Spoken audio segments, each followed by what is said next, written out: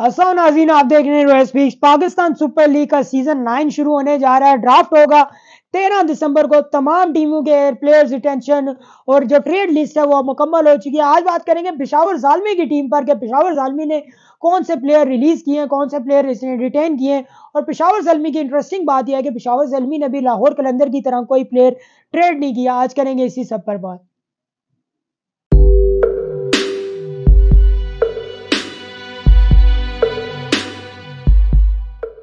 जी हाँ नाज़रीन, Pakistan super league का सीजन 9 शुरू होने जा रहा है। तमाम टीमों ने अपने प्लेयर रिटेंशन अनाउंस कर दिए। तमाम टीमों ने जो प्लेयर्स रिलीज कर दिए उनकी लिस्ट भी सामने आ चुकी है और जो ट्रेड्स तमाम टीमों ने की हैं वो भी अब सबके सामने आ चुकी हैं। आज बात करेंगे पेशावर ज़ालमी की टीम पर कि आया पेशावर ज़ालमी की टीम ने कौन से प्लेयर्स रिटेन किए हैं, कौन से प्लेयर रिलीज किए हैं, कौन से प्लेयर उन्होंने ट्रेड किए हैं। पेशावर ज़ालमी की टीम ने इंटरेस्टिंगली कोई प्लेयर ट्रेड नहीं किया, ठीक है। लाहौर कलंदर की तरह ही उन्होंने सिस्टम किया, उन्होंने भी कोई प्लेयर रिटेन नहीं किया, ट्रेड नहीं किया। और पेशावर ज़ालमी की टीम ने भी कोई प्लेयर इस बार रिटेन नहीं किया। ये इंटरेस्टिंग फैक्ट है पेशावर ज़ालमी के बारे में। देखें, पेशावर ज़ालमी एक बार पीएसएल का टाइटल जीत चुका है। 2017 में आई थिंक वो टाइटल जीतने में कामयाब हुए थे। बड़े बड़े प्लेयर्स खेल के गए हैं जी पेशावर ज़ालमी की तरफ से। देखें आप, स्टार से शाहिद अफरीदी उनके कप्तान थे। देन उसके बाद डैरन सेमी उनके कप्तान रहे।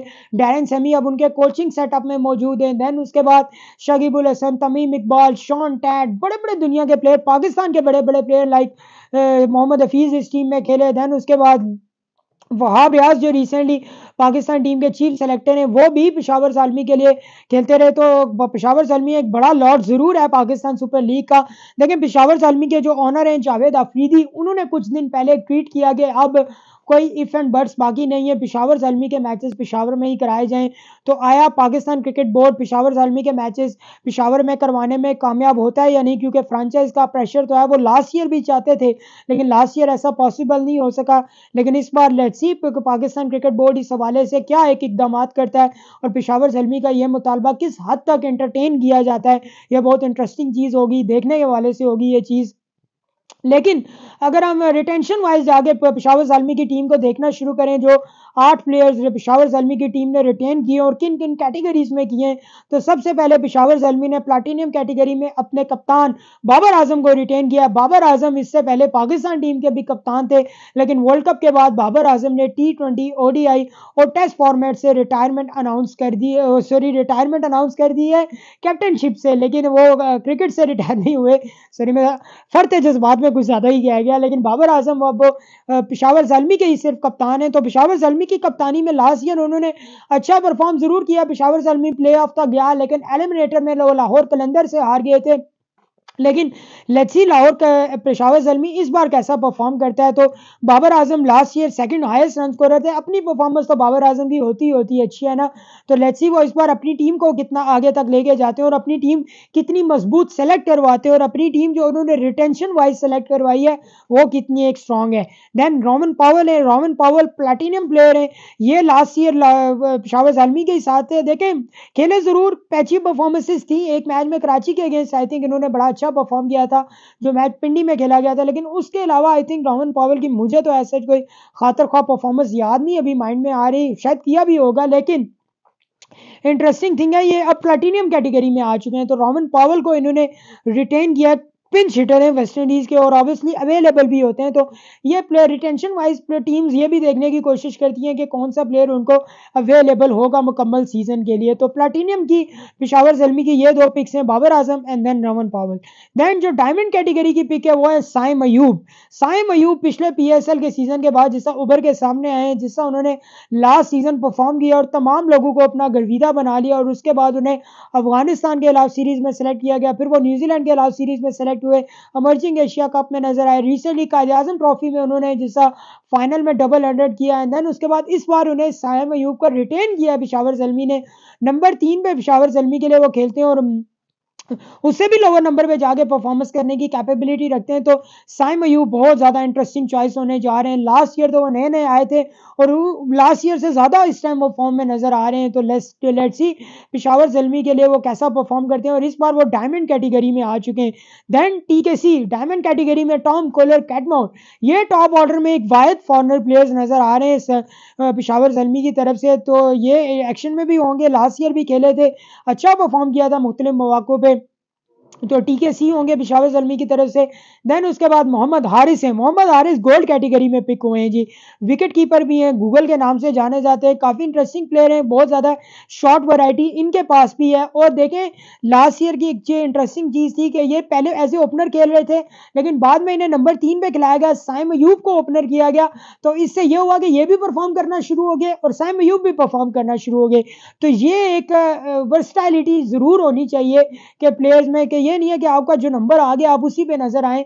तो उन्होंने नीचे आए, नीचे भी उन्होंने परफॉर्म किया, साइम अयूब ऊपर प्रमोट हुए और उन्होंने ऊपर जाके भी परफॉर्म किया। तो मोहम्मद हारिस भी इनके पास एक इंटरेस्टिंग प्रोस्पेक्ट है।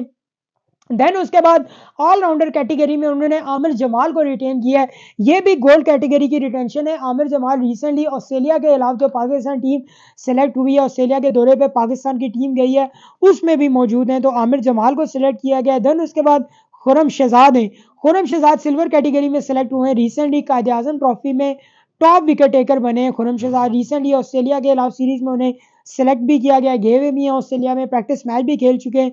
तो खुरम शहजाद की इंटरेस्टिंग इंक्लूजन है, रिटेन किया गया उन्हें आमिर जमाल के साथ। बेसिकली पाकिस्तानी लॉट पे रिलाई करने की कोशिश की है उन्होंने, 2 फॉरनर्स अब तक की रिटेंशन में उन पे आए हैं। और इमर्जिंग कैटेगरी में जो उन्होंने प्लेयर रिटेन किए हैं वो हसीबुल्ला है। हसीबुल्ला भी देखें पाकिस्तान के लिए इमर्जिंग कैटेगरी में अच्छे प्लेयर हैं, पाकिस्तान के लिए डोमेस्टिक सर्किट में भी अच्छा परफॉर्म करें, बलोचिस्तान से ताल्लुक रखते हैं।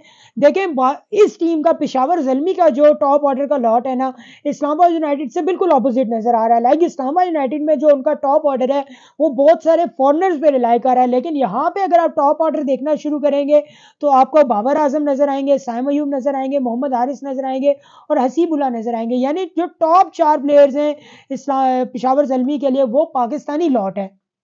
इंटरेस्टिंग चीज है ये, क्योंकि इससे इन्हें नीचे बॉलिंग लाइनअप पे और जो फास्ट बॉलिंग लाइनअप है उसमें फॉरनर्स को सेलेक्ट करने का ज्यादा मौका मिल रहा है। पेशावर ज़ल्मी की देखें रिटेंशन मेरे लिए तो बहुत इंपॉर्टेंट है, ऑन पेपर बहुत ज्यादा स्ट्रॉन्ग टीम नजर आ रही है और बहुत ज्यादा वर्सटाइल प्लेयर नजर आ रहे हैं इनके पास। देखें बाबर आजम इनके कैप्टन है, वर्ल्ड क्लास प्लेयर है, रॉमन पॉवेल इनके पास एक पिंच हिटर का रोल प्ले कर रहे हैं, साइम अयूब एक इनके टॉप ऑर्डर में एक ऐसे प्लेयर हैं जो तेज भी खेल सकते हैं, इनिंग्स को बिल्ड ऑन भी कर सकते हैं, वर्सटाइल प्लेयर है, अच्छी उनके पास शॉट वैरायटी है। देन उसके बाद टॉम कॉलर कॉटमोर है, वो भी एक बड़े हार्ड हिटर हैं। Then Mohammad Haris wicket keeping का ऑप्शन भी क्रिएट कर रहे हैं और देन जिस उनकी हार्ड हिटिंग वाली बल्लेबाजी है, जिस वो आगे पावर प्ले में आगे परफॉर्म करते हैं वो रियली अमेजिंग है। लेकिन हारिस को एक बात समझनी पड़ेगी, लास्ट ईयर पीएसएल में इनका एक प्रॉब्लम नजर आ रहा था कि ये शायद पावर प्ले में ही आ रहे थे, जितने भी रन कर रहे थे और पावर प्ले में ही आउट हो रहे थे। देखें मैच 6 ओवर का नहीं है, मैच 20 ओवर्स का है, तो हमें 20 ओवर्स के हिसाब से भी जाके खेलना पड़ेगा, तो ये हारिस को बात समझनी पड़ेगी। देन आमिर जमाल है, बड़े एक्सप्रेस पेसर हैं। देन उसके बाद खुरम शहजाद है, रिसेंटली बहुत ज्यादा इन फॉर्म है। देन हसीबुल्ला है, तो लेट्स सी। और हसीबुल्ला की इंटरेस्टिंग चीज ये है कि इमर्जिंग में सेलेक्ट हुए हैं, तो ऑब्वियसली इमर्जिंग में सेलेक्ट हुए हैं तो इमर्जिंग में आगे खेलेंगे भी, तो ऑब्वियसली इमर्जिंग कैटेगरी में लेट्स सी अब वो नेक्स्ट प्लेयर कौन सा सिलेक्ट करते हैं, ये बहुत इंपॉर्टेंट चीज होगी। तो देखें रिटेंशन वाइज तो उनकी टीम बहुत ज्यादा स्ट्रॉन्ग नजर आ रही है, लेकिन जो प्लेयर्स पेशावर ज़ल्मी ने हैरान कुन तौर पर रिलीज किए हैं अगर हम उन पर बात करें तो उस्मान कादिर है। उस्मान कादिर पाकिस्तान टीम के साबिक स्पिनर, अल्लाह जन्नत नसीब करे, अब्दुल कादिर के बेटे हैं। देन बाबर आजम के भी बड़े अच्छे फ्रेंड है, ये पेशावर ज़ल्मी के लिए खेला करते थे। सो नेक्स्ट रिटेंशन जो रिलीज किया प्लेयर वो दानिश अजीज है। दानिश अजीज एक इंटरेस्टिंग रिलीज जरूर है, बिकॉज लोअर ऑर्डर पे एक अच्छा प्लेयर था लेकिन इनको रिलीज कर दिया। जिमी नीशम एक अच्छे ऑलराउंडर थे लेकिन इनको भी रिलीज कर दिया गया, एक्टिव प्लेयर है, ये बहुत इंपॉर्टेंट चीज है। देखिए प्लेयर्स रिलीज होना बड़ी बात नहीं है, लेकिन प्लेयर्स जो रिलीज हो रहे हैं अगर उनमें एक्टिव प्लेयर्स रिलीज हो रहे हैं तो ये एक इंटरेस्टिंग फैक्टर है।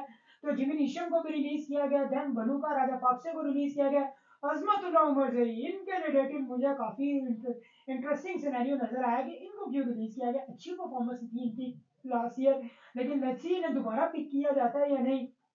देन मुजीबुर रहमान, देखिए पेशावर ज़ल्मी की अगर आप रिटेंशन आगे देखने की कोशिश करेंगे ना आपको कोई स्पिनर भी नजर आएगा, तो ऑब्वियसली स्पिन लॉट को मजबूत करने के लिए उन्हें स्पिनर्स तो चाहिए चाहिए। और मुजीबुर रहमान इस क्रिकेट सर्कट में एक ऐसे प्लेयर है जो न्यू बॉल से भी स्पिन बॉलिंग कराते हैं और बड़ी इफेक्टिव कराते हैं। इवन अफगानिस्तान के लिए वो 50 ओवर की गेम भी न्यू बॉल से शुरू करती है, ठीक है। तो मुजीबुर रहमान इस हवाले से बहुत इंटरेस्टिंग और बहुत इंपॉर्टेंट फैक्टर थे, लेकिन पता नहीं क्यों उन्हें रिलीज किया गया। मेरा ख्याल है कि राइट टू मैच का जो ऑप्शन है वो इस्तेमाल या मुजीबुर रहमान पे होगा या अरशद इकबाल पे होगा, क्योंकि अरशद इकबाल पाकिस्तान के डोमेस्टिक सर्कट के एक बड़े अच्छे फास्ट बॉलर है, पाकिस्तान टीम में भी उनका नाम सर्कट में गर्दिश करता रहता है कि उन्हें सेलेक्ट किया जाए, उनकी परफॉर्मेंस भी अच्छी है। तो मेरा ख्याल है कि इन दो प्लेयर्स में से किसी एक प्लेयर पर राइट टू मैच का इस्तेमाल होगा। देन उसके बाद सलमान इरशाद हैं, ये भी लाहौर कलंदर के प्लेयर डेवलपमेंट प्रोग्राम से आए थे, रावलाकोट से ताल्लुक रखते हैं। तो देन उसके बाद इस बार इन्हें रिलीज कर दिया गया। लास्ट ईयर भी पेशावर के लिए खेले थे, तो लेट्स सी ये दोबारा पिक होते हैं या नहीं। देन उसके बाद सुफियान मकीम है, ये भी पाकिस्तान की इमर्जिंग टीम का हिस्सा रहे, इन्हें भी रिलीज कर दिया गया। स्पिन बॉलर थे। स्पिनिंग का जो डिपार्टमेंट है वो बड़ा देखने से ताल्लुक रखेगा कि आया स्पिन प्लेयर्स कौन से वो पेशावर जल्मी की टीम दोबारा ग्रैब करती है, बिकॉज उनके पास रिटेंशन में कोई स्पिनर नहीं है, तो ऑब्वियसली उन्हें दो चार स्पिनर्स वो जरूर सिलेक्ट करेंगे। तो लेट्स सी वो दो चार स्पिनर्स कौन से होंगे, इन्हीं प्लेयर्स में से वो कोई दोबारा ट्राई आउट करेंगे। एक दो तो मेरा ख्याल है इनमें से होंगे ही होंगे, या मुजीबुर रहमान या उस्मान कादिर की तरफ उनकी टीम जरूर जाएगी। सुफियान मकीन को मर्जिंग में उठा सकते हैं, तो ये बहुत इंटरेस्टिंग फैक्टर होगा। देन रदरफोर्ड को भी लीव कर दिया गया, ये भी काफी अच्छे से इनके साथ अटैच थे, लेकिन बट इस बार इन्हें रिलीज कर दिया गया। तो लेट्स सी आगे क्या पिक्चर बनती है ड्राफ्टिंग टेबल पे, ये कौन सी मजीद सरप्राइज पिक्स करते हैं। तो इंशाल्लाह बहुत जल्द आपसे दोबारा मुलाकात होगी, तब तक के लिए अल्लाह मेरी बात दुआ में याद रखिएगा। पाकिस्तान जिंदाबाद, कश्मीर जिंदाबाद।